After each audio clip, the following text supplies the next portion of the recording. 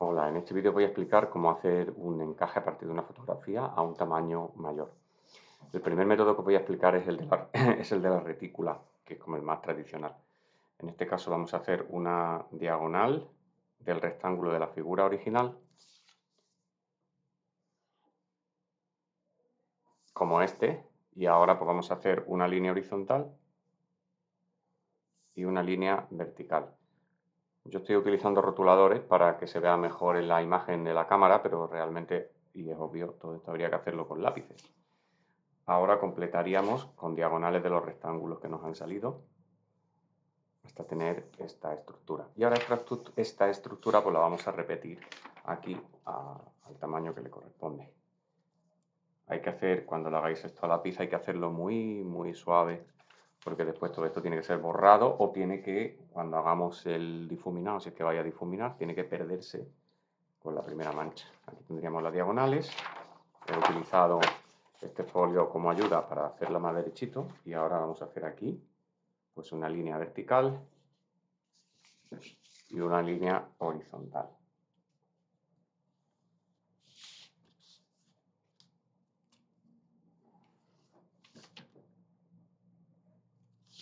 Así.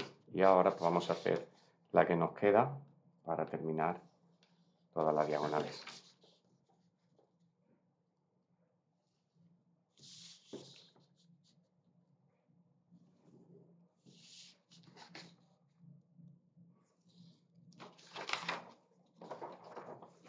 Aquí está, pues aquí tenemos nuestro original y aquí está el tamaño al que queremos escalar el dibujo. Entonces ahora lo que vamos a hacer es darle la vuelta al dibujo y empezar a copiar cada uno de los triángulos, pero solo las formas más importantes. Lo de darle la vuelta es porque cuando nosotros dibujamos con el dibujo del derecho, al entender claramente los elementos que están saliendo aquí, nuestro cerebro a la hora de interpretar la imagen y de dibujar va a hacer que busquemos de una forma inconsciente la frontalidad. Es decir, que si aquí nosotros estamos viendo en realidad este cubo de esta manera, pues nosotros, como sabemos que esto está a 90 grados, sin darnos cuenta vamos a tener tendencia a dibujarlo así, que no es como está, y hacer estas partes paralelas, estas líneas, cuando tampoco lo son. Y también nos va a ocurrir con las elipses, que las vamos a hacer más circulares de lo que estamos viendo realmente en el dibujo. Y las caras también van a tender a la frontalidad, es decir, que la inclinación de este muñeco, pues la vamos a eliminar sin darnos cuenta y lo vamos a hacer un poco más frontal de lo que realmente estamos viendo aquí. Cuando tú le das la vuelta, entonces lo que ocurre es que el cerebro no está tan mediatizado por lo que interpreta cuando lo ve. Sabes evidentemente que aquí hay un cubo, que aquí hay una cara, que aquí hay una caracola, pero al estar boca abajo es más sencillo aislar mentalmente lo que es de lo que no es. Bueno, pues entonces cogeríamos alguno de los triángulos, por ejemplo este de aquí, y no haríamos detalles, sino que haríamos solamente las siluetas de los elementos que hay o los elementos más importantes. Por ejemplo, aquí tenemos el cubito este, que no se ve muy bien en la pantalla, así que voy a remarcarlo un poco en el original. Esta es la forma del cubo, ¿no? Pues yo me fijo en esta línea y miro dónde empieza y dónde acaban los puntos de referencia, comparando los tamaños de uno con el otro, con lo cual por aquí más o menos iría el comienzo y el ángulo que forma con este pues sería parecido a este de aquí. Sería una cosa así y este vendría para acá. A continuación tendría este otro que resolvería de esta manera. Y por último, este de aquí, que vendría hasta abajo del todo. Aquí vendría este y este de aquí. Aquí no tiene que terminar antes de que esto acabe, sino que acaba un poquito después. Bueno, a la hora de identificar cuáles son estas líneas que tenemos que hacer, hay algunos trucos que se pueden utilizar que son de utilidad. Por ejemplo, el de los espacios negativos. En los espacios negativos, tú lo que haces es, en vez de mirar el dibujo que estás haciendo, o sea, el elemento que estás dibujando, miras lo que hay alrededor, el recortable de lo que se llama el dintorno, lo que hay fuera de ella. Entonces, esto de aquí sería la pieza que se forma, el hueco que se forma cuando tú dibujas esta figura. Pues entonces visualiza la geometría del hueco que forma y en vez de pensar en que estás dibujando el cubo, te pones a dibujar el hueco. Y al ponerte a dibujar el hueco, pues sin darte cuenta lo haces mejor. Y luego cuando tienes que hacer esto, que es una elipse, lo que hay que hacer primero es identificar los ejes, que en este caso son estos dos. Y si te hace falta los dibujas, si no te hace falta no los dibujas, sería una cosa así. Y ahora observa la relación de tamaño, de proporción que hay entre el grande y el pequeño. Por ejemplo, aquí vemos que el grande es desde aquí hasta aquí, que lo podemos ubicar pensando en el triángulo. O sea, tú miras el triángulo, ves este puntito, Hice este puntito en este triángulo, ¿dónde estaría? Pues aquí, más o menos. Y este otro punto, ¿dónde está? Pues justo en el borde. Ahí. Y ahora comparas este lado con este lado a ver cómo es de grande. Y en ese punto puedes medir a la forma clásica de medir cuando estás pintando, no de una fotocopia en particular, sino del natural, que es cerrando un ojo, pues mides con el lápiz cuánto mide esto y lo comparas con cuánto mide esto. Y en este caso estamos viendo que la medida de la mitad es 1/3 del total de aquí, más o menos. Eso va a cambiar, evidentemente, dependiendo del dibujo que estéis haciendo. Así que tomamos eso de medida y ahora ya dibujamos los 4 cuadrantes de la elipse. Y hacemos lo que nos queda de esta parte de aquí. Bueno, cuando tenemos esto así tan básico ya podemos darle la vuelta y hacer el dibujo, digamos, en condiciones. Ahora, al darle la vuelta, rectificamos las partes que vemos que no nos han quedado bien. Por ejemplo, aquí este lado me ha quedado demasiado ancho, con lo cual puedo aplicarle ya una corrección, un factor correctivo, así. Y este de aquí está demasiado alto, pues lo puedo bajar un poquito. Ya hago las correcciones mirando la figura de frente para que tenga más naturalidad. El resto de los elementos aparentemente están bien y con eso habíamos terminado con el encaje de esta parte de aquí. Sin poner más detalle, porque es muy importante que hagamos los elementos todos en conjunto. Es decir, ahora que hemos hecho este elemento a este nivel de definición, tenemos que hacer la caracola, la cabeza y la botella sin entrar en más información, porque como dejemos esto muy bien terminado, luego esto de aquí va a tener su propia proporción, esto va a tener su propia proporción y todos los elementos por separado van a estar proporcionados, pero en conjunto no van a dar sensación de cohesión, de unidad. Es más, incluso si no fuera porque quería explicarle elipse, probablemente si este dibujo fuera para mí, yo no hubiera hecho esto todavía. Habría hecho solamente la siluetita y ya está. Vamos a ver la caracola. Para hacer la caracola no voy a hacer todas las volutas que tiene, sino que voy a contenerla en la figura geométrica más sencilla posible que yo pueda dibujar en el que ya esté metido, que es esta de aquí, ¿no?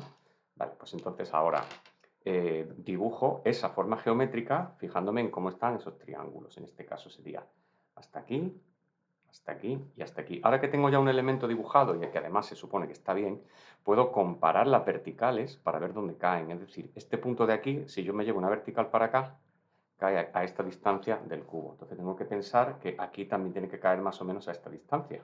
O sea que estaría un pelín más a la izquierda de donde yo lo tenía originalmente. Y este punto de aquí cae en la vertical en la parte donde termina la elipse. Bueno, pues este un poquito más a la derecha.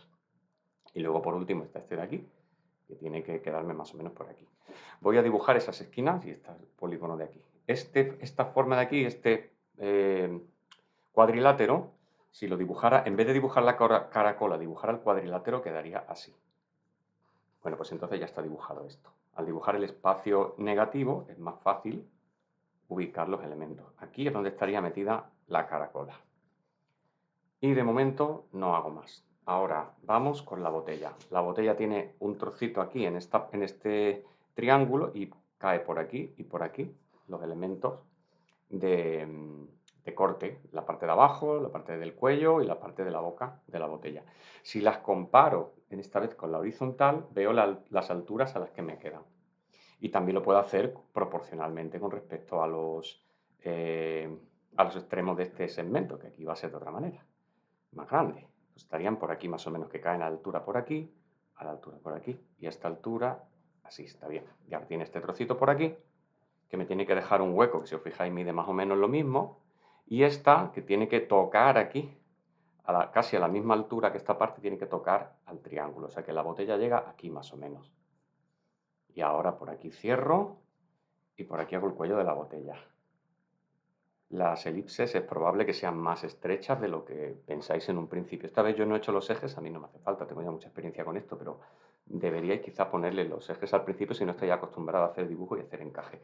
Y luego comprobar que esas elipses son armónicas entre ellas en toda la figura. En un dibujo, lo pongo del derecho, en un dibujo donde conoces la línea de horizonte, pues lo que va a ocurrir es que cuanto más cerca esté del horizonte, más estrechita va a ser la elipse. Y conforme va para abajo se va ensanchando un poco más. Por lo tanto, la mejor manera de hacer esta botella sería así. Quiero decir que no estaría bien que todas fueran exactamente iguales, porque eso si fuera axonométrica. Y el caso es que no está mal, ¿eh? Pero esta está mejor. Cuanto más se aleja del horizonte, pues esta curvita se hace más pronunciada. Y cuanto más para abajo, más redondo, más redondo, más redondo. Eso funciona así. Aquí no sabemos exactamente dónde está la línea de horizonte, pero sí que sabemos que cuanto más para acá, más cerca está de ella. Por lo tanto, si os fijáis, estas curvas de aquí son elipses, perdón, son un poquito más estrechas que las de abajo en uno de sus ejes. Por aquí están más ensanchadas. Del mismo modo, cuando una cosa se aleja de la cámara fotográfica que ha hecho la foto, las líneas paralelas van a converger un poquito. O sea que estas no van a ser paralelas entre sí, sino que van a encogerse de una forma sutil. Ya, le doy la vuelta y vamos a hacer lo que más miedo da, que es el Moai este de aquí. Nos fijamos en este hueco de aquí, con esta forma tan peculiar, y vemos cuánto tenemos ya hecho de él, que no es mucho, es esta parte, esta y esta de aquí. Esto es esto, y esta parte de aquí es esta. Bueno, pues cerramos esa forma negativa y observamos aquí el punto donde entra en este triángulo, que sería por aquí más o menos, y el ángulo que forma con respecto a la vertical. Pues con todos esos datos de información hacemos la dirección que tiene la cabeza del Moai, que cierra por aquí y llega la oreja, como podéis ver, hasta el centro de ese aspa. Pues entonces tendría que ser una cosa como esto. Así. Este está aquí casi a la mitad, por no decir que a la mitad justo, pues pongo esa mitad también aquí. Y ahora por aquí se metería en este triangulito, por aquí. Así. Y aquí ya cierra haciendo una especie de dos montículos, una especie de dos montículos, de esta manera. Y el Moai, como hemos dicho, cierra por aquí. Bueno, pues esto es lo que tenéis que tener al principio, ¿eh? Esta de aquí, por ejemplo, la elipse, como os dije, era para explicar cómo iba, pero si no está tampoco pasa nada. Bueno, pues ahora, fijaos, le damos la vuelta y vemos como esto tiene un aspecto pues, bastante correcto con respecto a cómo tiene que ser. Voy a hacer ahora la cara del personaje y la tenéis que hacer, yo como digo todo esto con rotulador para que se vea bien, pero esto hay que hacerlo muy suavito porque hacer una cara boca abajo, bueno, el cerebro está especializado en reconocer cosas y lo que más está especializado en reconocer es caras. De modo que medio milímetro de error en un ojo es un error garrafal, mientras que 3 milímetros de error en esta elipse dan un poco igual. O sea que hacerlo boca abajo para hacer una cara no va a ser suficiente. Va a servir para el encaje general, pero luego hay que darle la vuelta y corregir del derecho. Entonces aquí aprovechando las líneas que ya tenemos como referencia, viendo las horizontales que tenemos, que son esta de aquí, y también las de la caracola, que nos indican un poco dónde va a quedar cada cosa, pues voy a aprovechar para hacerle esos elementos. Pues como vemos aquí, por ejemplo, que el nariz está un poco más arriba de esta esquinita de la caracola, pues por aquí va y la nariz. Y a su vez, los ojos están un poquito por debajo de la parte esta aquí de arriba, pues también los hacemos. Tenemos mucho cuidado con esta inclinación, la comparamos con la horizontal y la nariz pues quedaría así. Aquí habría otra línea paralela a la de adelante para hacerle la mejilla y por aquí iría el arco de la barbilla. Ahora le damos la vuelta y como decía tenemos que terminar la cara. La boca nos la hemos saltado, pues la ponemos aquí. Y vamos a hacerle ya las volutas a la caracola que tenemos el dibujo ya casi encajado entero, con lo cual esto ya se puede hacer a ojo.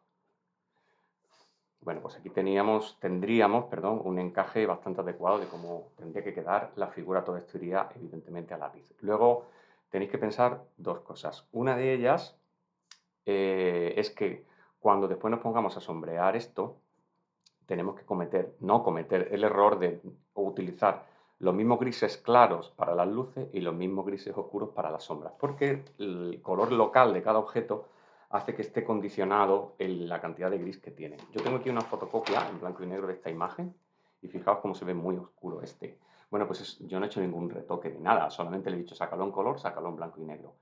Los colores amarillos, los celestes, son más claros en conjunto que los rojos, los azules oscuros, los verdes, los marrones, hay un poco de todo. O sea, cuando miremos la foto tenemos que imaginarnos o entornar los ojos y ver qué color en conjunto se ve más oscuro para aplicarle una paleta de grises, entre comillas, diferente a la que puedes aplicar en este o en este. O sea, los oscuros más oscuros de la caracola van a ser como los colores claros de la cabeza del Moai. Tener en cuenta que si vais a dibujar a lápiz y queréis difuminar, que es una cosa que es una decisión personal de cada uno, no podéis borrar en ningún momento. Si se borra, yo por ejemplo, venga, ya he terminado, voy a borrar las líneas auxiliares, luego se va a salir aquí una mancha con la forma de la línea que habéis hecho al borrar, como si fuera una mancha de aceite. Y eso es espantoso. Si lo habéis hecho flojito y suave, lo que podéis hacer es con un clines, sin arrugar, doblado, pasarle por encima Y eso va a hacer como si borraras y le va a dar un tono de gris suave a todo el dibujo que viene muy bien, porque el blanco lo necesitamos para los brillos, para esta parte de aquí, para esta, pero no necesitamos blanco en el fondo ni en ninguna parte. Si se va a hacer en grafito, pues esto, un tono de gris suave a todo le viene bien. Y si no habéis apretado al hacer la cuadrícula, darle con el Kleenex, todo eso va a desaparecer. Eso es una cosa que hay que tener en cuenta. La segunda que hay que tener en cuenta es que no siempre la proporción que tenéis aquí al hacer la cuadrícula es la misma que vais a tener aquí. Es decir, que el dibujo, por ejemplo, podría ser no como está aquí, sino así. Hasta aquí solamente. De esta manera. ¿Qué pasaría entonces? Que si tú haces aquí la cuadrícula, que yo lo voy a hacer ahora en un momentito, sería así, así, así, aquí y en estos dos.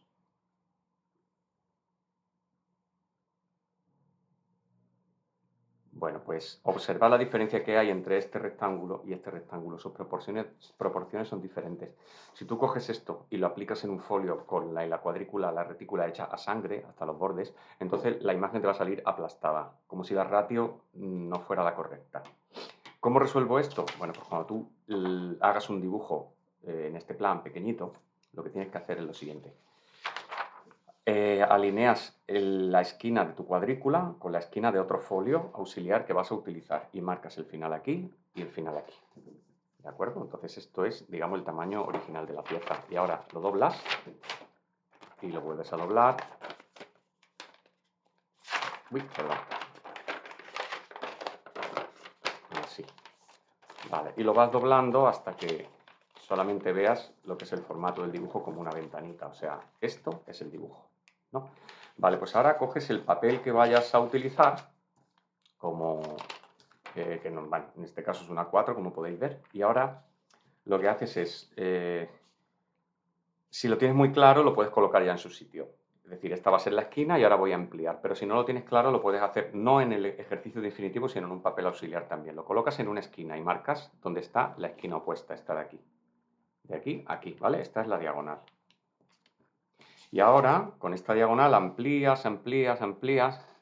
Sería mejor hacerlo, evidentemente, o con una regla o con un folio doblado, hasta el final del folio.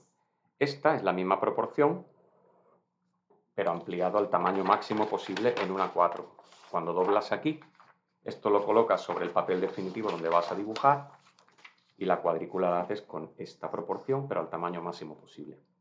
Bueno, esto que os acabo de explicar sirve para copiar, pero también puede servir para ampliar los bocetos. Si tú vas a hacer, por ejemplo, el diseño para la portada de un libro y la has hecho así de pequeña y has dibujado aquí lo que se suponga que va a salir en la portada del libro.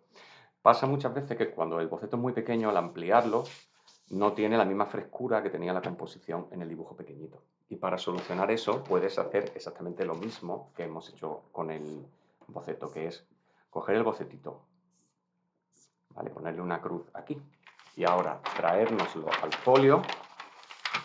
Si el papel, obviamente el papel este lo necesitamos después, con lo cual tendríais que calcar el boceto en una hoja que no sirve, pero con su tamaño real. Y entonces poner una marca en la esquina y un puntito aquí donde termina, ¿veis? En el mismo sitio.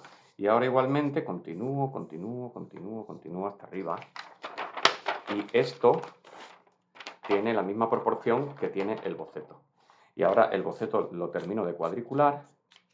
El dibujo, o sea, el papel, el soporte donde voy a hacer el trabajo definitivo, también lo cuadriculo y amplío el boceto utilizando la cuadrícula. Claro, eso será mucho más fácil porque en el boceto va a hacer 2 o 3 líneas y además no tienes el mismo nivel de compromiso porque es obvio que en el trabajo final las líneas van a ser distintas a las del boceto porque hay muchas más y es como más sofisticado, más complejo, etcétera. Pero lo que sí te va a garantizar es que las cosas que hay aquí están más o menos en su sitio y si haces cambios son cambios conscientes. No te va a pasar que ahora esta figura que estaba aquí en el definitivo te sale aquí, tienes un montón de espacio en blanco y no vas a saber qué hacer con él.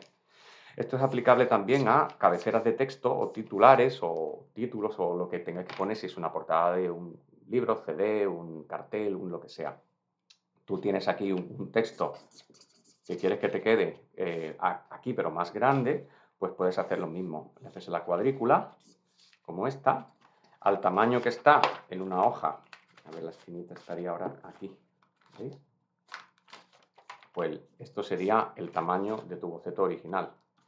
Le haces la diagonal, lo amplías hasta el tamaño que quieres que tenga y teniendo la cuadrícula como la tienes, vas copiando las letras como si fueran dibujos. Si hace falta, lo haces boca abajo. Pero bueno, en este caso yo creo que ya no hace falta, porque también es una cosa aproximada. El problema es que no te falte ni te sobre espacio. Tú ahora aquí tienes el texto con el mismo feeling que tiene en el bocetito en pequeño. Y eso después lo aplicas en el dibujo final. Eso era el otro punto que os quería comentar que era de importancia. Luego, otra cosita. Si por lo que sea no podéis hacer marcas aquí o al ampliar os hacéis un lío, hay una cosa que se puede hacer que es coger una tira de papel como esta y doblarla de tal manera, y ahora doblarla así, de tal manera que coincida en la esquina del dibujo como sale ahora, así. Y entonces yo puedo hacer las marcas de dónde está el borde de cada cosa. Aquí, por ejemplo, aquí empieza el moai, aquí termina la base del moai, aquí está la esquinita de abajo del cubo y aquí está la esquina de la derecha del cubo y aquí empieza el cubo. Y ahora me voy a mi dibujo. Y esta vez no hay cuadrícula, pero yo lo que hago es colocar esto en la esquina, que coincida como estáis viendo ahora, y yo pongo aquí un punto, otro punto. Esto evidentemente es menos fiable que el otro método, pero si no puedo hacer una cuadrícula, pues me puede servir también. Hago lo mismo con la vertical. Aquí marcaría aquí es donde empieza el cubo, aquí es donde acaba el cubo, aquí es donde empieza la caracola y aquí es donde termina el moai. Y lo pongo aquí y esos puntos los voy marcando. Y después con esa línea de referencia voy tirando líneas verticales, líneas horizontales, no cubriéndolo todo con una cuadrícula, eso no tendría sentido pensando en lo que estoy haciendo. O sea, esto sería el moai, esto es donde va a empezar el cubo, o sea que va a venir por aquí, este es donde termina, que va a ir por aquí, y la cabeza del moai va aquí. Y ahora cuando tengo esos rectángulos aproximados de dónde va a ir cada cosa, con este original que tengo aquí, ya voy dibujando las distintas partes que igualmente le podéis dar la vuelta. Y ahora decir, vamos a ver, voy a terminar, por ejemplo, con este método la cabeza del moai. Digo, me traigo el papelito y lo pongo aquí. Aquí es donde termina, aquí es donde empieza, pues le marco la cocorota, la frente, la nariz, la barbilla. Y esto ahora me lo traigo y lo hago coincidir con el papel. Lo acerco, lo alejo, tenéis que tener un ojo cerrado, si no la imagen sale doble y no sirve para nada. Aquí estarían los ojos, aquí está la nariz, el hombro y aquí es donde acaba. Bueno, pues por aquí es donde tendría esos elementos que dibujarlos. Y ahora con eso de referencia, cuanto más medidas hago, pues más fácil es dibujarlo después, pero también cuantas más marcas haga en el papel, pues menos natural me va a quedar. Eso, o sea, que tienes que ir tú calculando qué es lo que te compensa, en qué momento es mejor hacer las cosas ya a ojo, o en qué momento tengo que seguir midiendo, porque el caso es que con eso podéis conseguir también un encaje en condiciones sin necesidad de llenar todo de cuadrículas, que no es solamente que el dibujo te quede más sucio, entre comillas, aunque luego puedes limpiarlo, sino que también le dedicas más tiempo. Bueno, y eso es más o menos lo que os puedo comentar. Por último, hacer un último repaso de las técnicas de medición en el dibujo, que las he utilizado pues, prácticamente todas, así a salto de mata, pero las digo todas juntas, al margen de lo de la cuadrícula, medir, etc. Por un lado, los espacios negativos, medir y comparar los espacios negativos para utilizarlos de referencia a la hora de hacer los contornos.